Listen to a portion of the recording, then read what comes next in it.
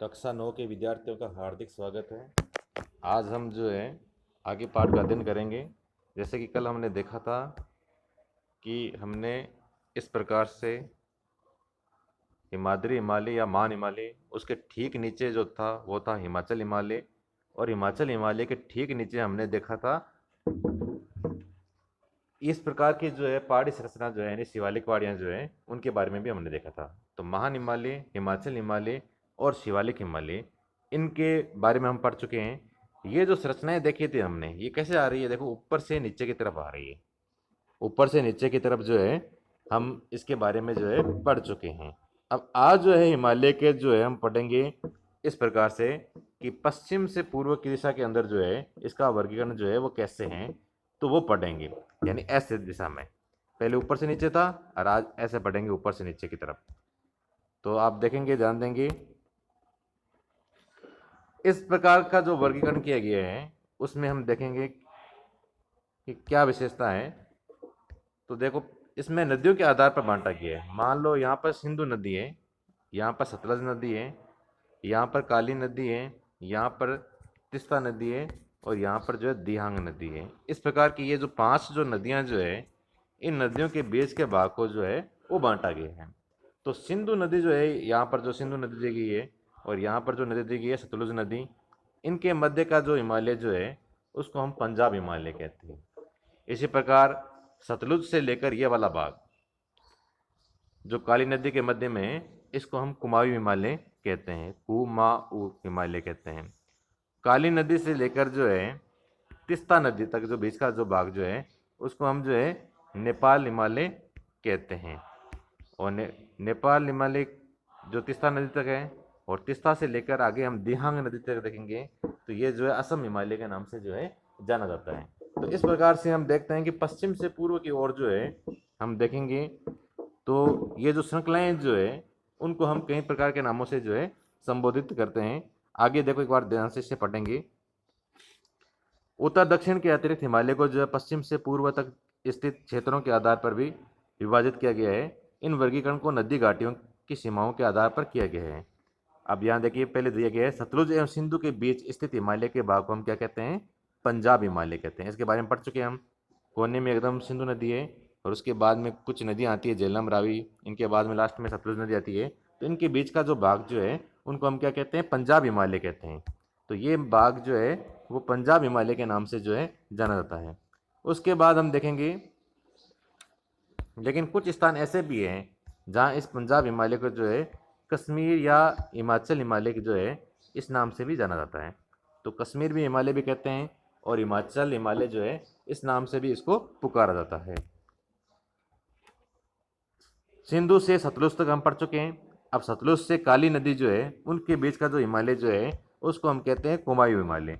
तो ये हिमालय जो है सतलज से लेकर काली नदी तक के बीच का जो भाग है उसको हम कुमाऊं हिमालय के नाम से जानते हैं।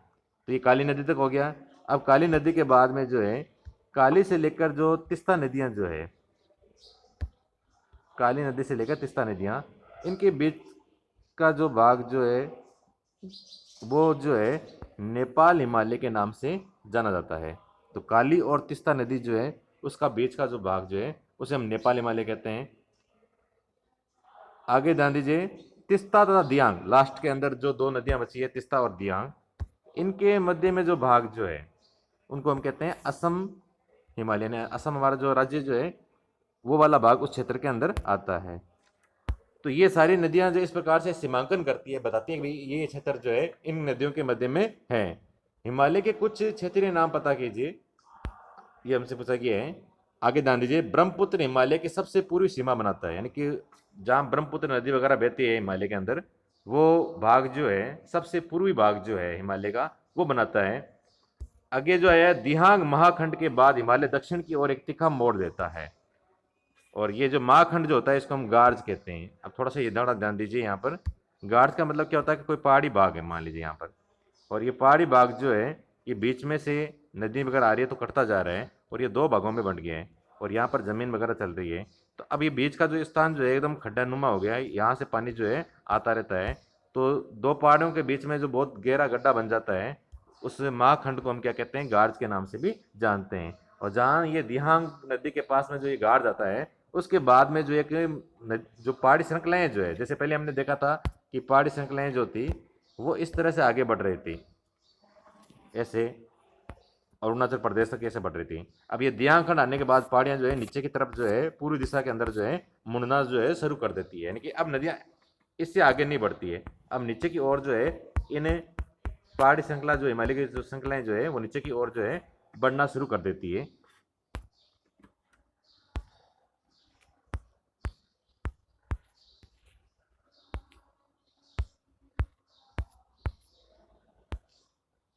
अब ये जो पूर्व की ओर, नीचे की ओर, दक्षिण की ओर जो फैल जाती है, इन्हें पूर्वांचल या पूर्वी पहाड़ियां कहते हैं। अब ये जो नीचे की ओर जो मुड़ी है, यानी कि पहले इस तरह से चल रही थी, अब ये पहाड़ियां जो है नीचे की ओर जो जा रही है, ये मिजोरम की साइड के अंदर, असम की साइड के अंदर या नीचे की साइड में जो जा रही है पहाड़ियां, ये जो है उत्तरी पूर्वी राज्यों से होकर गुजरती है तथा मजबूत बलुआ पत्थरों और अवसादी सेल से बनी हुई है। अब यहाँ ध्यान देना एक बात कि अगर पूछ ले कि भी ये जो बनी हुई है ये किन से बनी हुई है, तो ध्यान देना बलुआ पत्थर जो है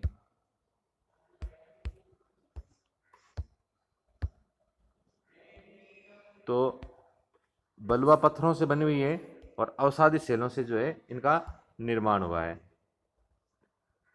ये घने जंगल भी यहाँ पर जो है स्थित है, से ढकी हुई है तथा अधिकतर जो है समानांतर श्रृंखलाओं एवं घाटियों के रूप में फैली हुई है, एक समान श्रृंखलाएं जो है फैली हुई है। और पूर्वांचल के अंदर जो है पटकाई, नागा, मिजो, मणिपुर पहाड़ियाँ शामिल है। अब ये सब पूछ सकते हैं आपसे कि इस क्षेत्र में जो पहाड़ियाँ जो है उनको जो है किस किस नाम से जो है जाना जाता है, तो ध्यान दीजिए यहाँ पर। तो पूर्वांचल यानी कि ये जो नीचे वाला जो भाग है, ऐसे जाकर जो नीचे की तरफ जो पहाड़ियाँ आई हैं उनको पटकाई कहते हैं, नागा कहते हैं, मिजो कहते हैं और मणिपुर की पहाड़ियाँ कहते हैं। तो ये जो क्षेत्र भी है इनके नाम भी क्या हुआ, आदिवासी जनजाति जो लोग यहाँ रहते हैं उनके नाम से ही पड़ा है। तो जहाँ नागालैंड के अंदर नागा लोग रहते हैं, तो वहाँ जो पहाड़ियाँ जो है उनका नाम भी नागा कर दिया गया है। इसी प्रकार मिजोरम जो है वहाँ पर मिजो कर दिया गया है, मणिपुर के अंदर जो है मणिपुर की पहाड़ियाँ कर दी गई है, और एक नाम आपको ध्यान रखना पटकाई। तो आज जो हमने पढ़ा है उसके अंदर विशेष रूप से ध्यान देने वाली बात है कि पहले जो हमने पढ़ा था वहाँ तो हमने क्या पढ़ा था कि पहाड़ियाँ जो है ऊपर से नीचे की ओर जा रही थी, और उसका अध्ययन हमने किया था कि ऊपर जो है मान हिमालय, नीचे उसके नीचे हिमाचल है, उसके नीचे जो है शिवालिक है। आज जिसके बारे में हमने अध्ययन किया था उसके अंदर पढ़ा था हमने पश्चिम से पूर्व की ओर जो है, अगर इस तरह से हिमालय पर्वत श्रृंखलाएं जा रही है तो ये इधर वाला भाग पश्चिम है, इधर वाला भाग जो है ये पूर्व है, और यहाँ पे बहुत सारी नदियाँ जो इधर से गुजरती है, और उन नदियों के बीच के जो भाग जो है उनको किस नाम से जाना जाता है उसके बारे में बताया गया था। कि जैसे सिंधु नदी और सतलज नदी है, इनके बीच वाले भाग को हम पंजाब कहते हैं। सतलुज नदी है और काली नदी है, इनके बीच के भाग को हम कुमायूं कहते हैं। काली नदी है और तिस्ता नदी है, इनके बीच के भाग को हम जो है नेपाल हिमालय कहते हैं। तिस्ता नदी है और दियांग नदी जो है इनके बीच के भाग को जो है हम असम हिमालय कहते हैं। ये यहाँ तक जो है हमने इसका वर्णन जो है पश्चिम से पूर्व की ओर कर लिया है। उसके बाद हमने पढ़ा था कि एक बहुत बड़ा महाखंड आता है, गाड़ जाता है, और उसके बाद ये पहाड़ियाँ जो है पश्चिम पूर्व की ओर नहीं जाती कर नीचे की ओर मुड़ जाती है। तो ये जो नीचे की ओर जो ये पहाड़ियाँ जो जो इनकी इस प्रकार जो है इस तरह नीचे की तरफ जो ये जा रही है पहाड़ियाँ, हमारे जो है पूरी दिशा के अंदर जहाँ मिजोरम, नागालैंड ये क्षेत्र जो है वहाँ पर जो है इस प्रकार पहाड़ियाँ नीचे जाती है, और वहाँ पर कुछ पहाड़ियों के नाम दिए गए हमें, उनके नाम उन क्षेत्रों के आधार पर ही है, जैसे पटकाई है, मिजो है, मणिपुर है की पहाड़ियाँ हैं। तो इन सब के बारे में आज हमने देखा है, इन्हें अच्छे से आप पढ़ना। धन्यवाद। और ये चीज़ हमें एकदम अच्छे से समझ में आ जानी चाहिए कि हम किस तरह से जो है इनको पढ़ना है, पूर्व से पश्चिम से पूर्व की ओर जो है हमें इनका अध्ययन करना था। धन्यवाद।